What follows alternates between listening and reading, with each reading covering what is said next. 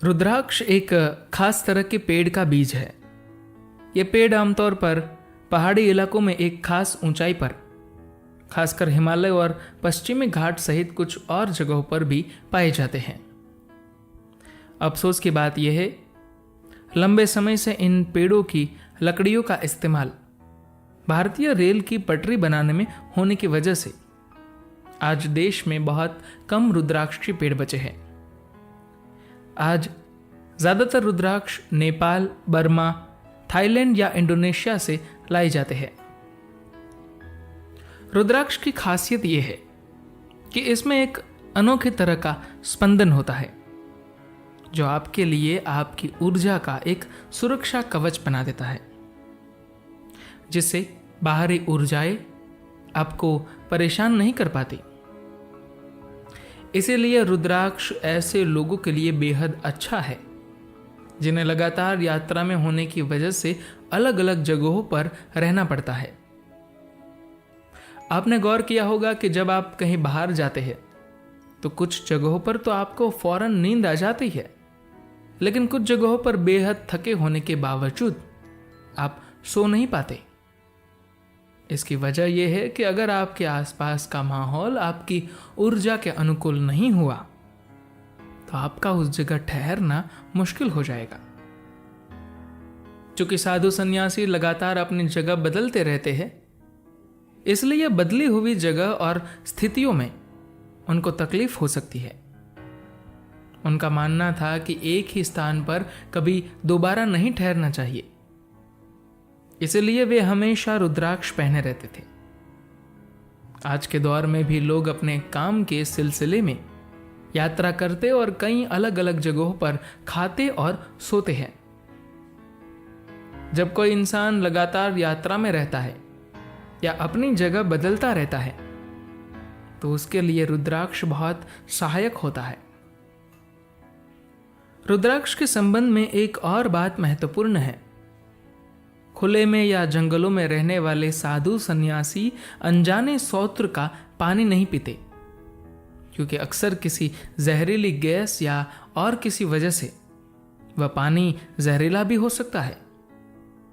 रुद्राक्ष की मदद से यह जाना जा सकता है कि वह पानी पीने लायक है या नहीं। रुद्राक्ष को पानी के ऊपर पकड़कर रखने से अगर वह खुद ब खुद घड़ी की दिशा में घूमने लगे तो इसका मतलब है कि वह पानी पीने लायक है। अगर पानी जहरीला या हानि पहुंचाने वाला होगा तो रुद्राक्ष घड़ी की दिशा से उल्टा घूमेगा। इतिहास के एक खास दौर में देश के उत्तरी क्षेत्र में एक बेहद बचकानी होड़ चली।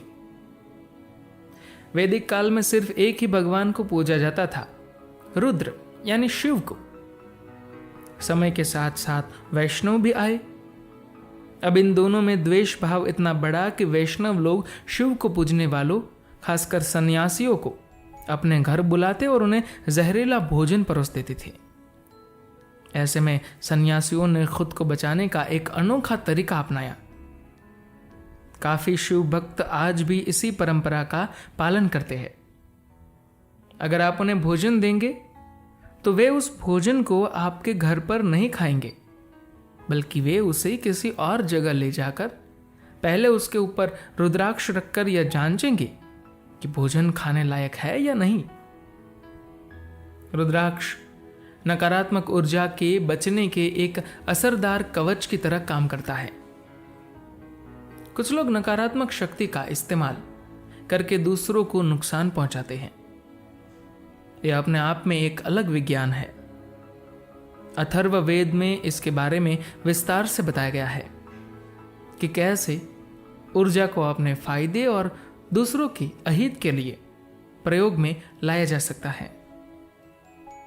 अगर कोई इंसान इस विद्या में महारत हासिल कर ले तो वह अपनी शक्ति के प्रयोग से दूसरों को किसी भी हद तक नुकसान पहुंचा सकता है, यहां तक कि दूसरे की मृत्यु भी हो सकती है।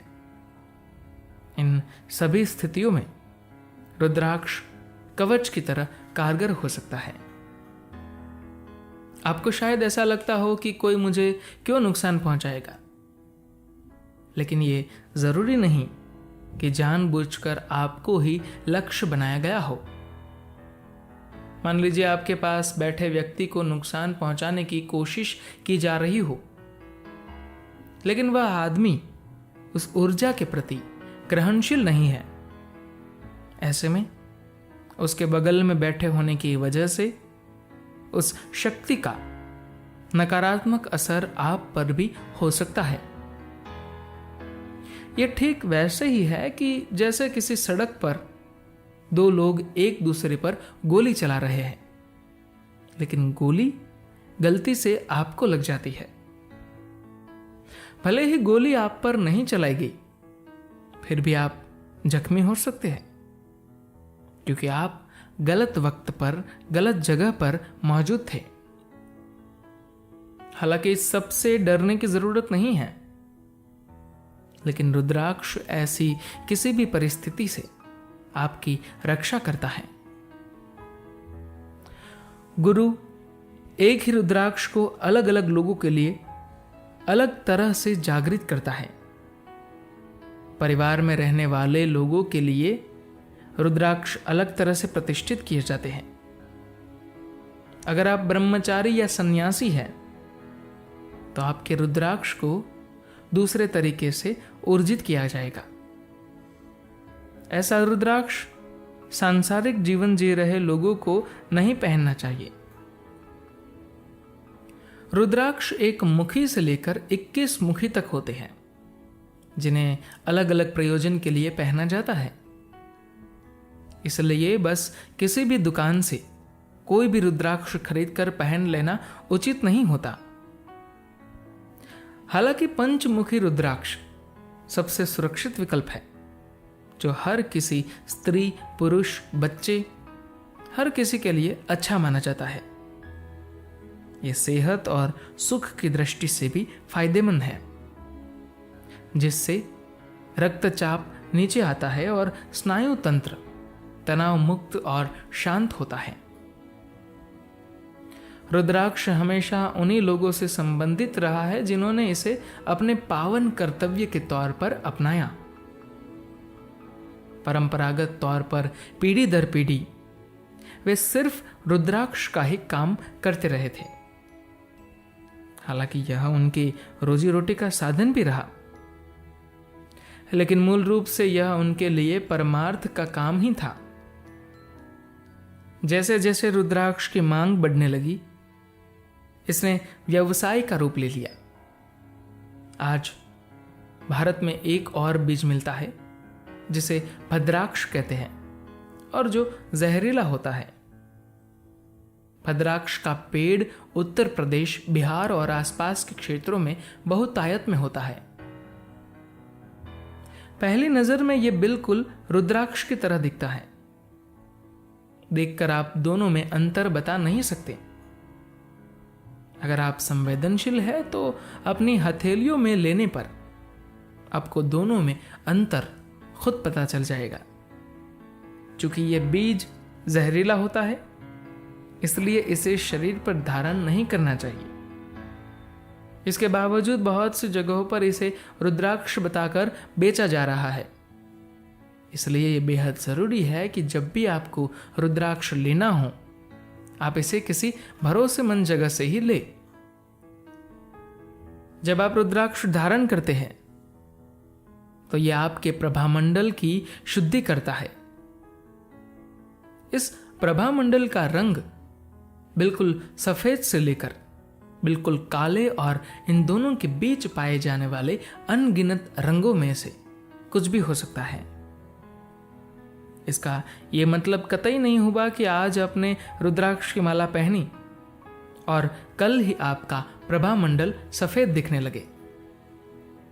अगर आप अपने जीवन को शुद्ध करना चाहते हैं तो रुद्राक्ष उसमें मददगार हो सकता है। जब कोई इंसान अध्यात्म के मार्ग पर चलता है तो अपने लक्ष्य को पाने के लिए वह हर संभव उपाय अपनाने को आतुर रहता है। ऐसे में रुद्राक्ष निश्चित तौर पर एक बेहद मददगार जरिया साबित हो सकता है। धन्यवाद।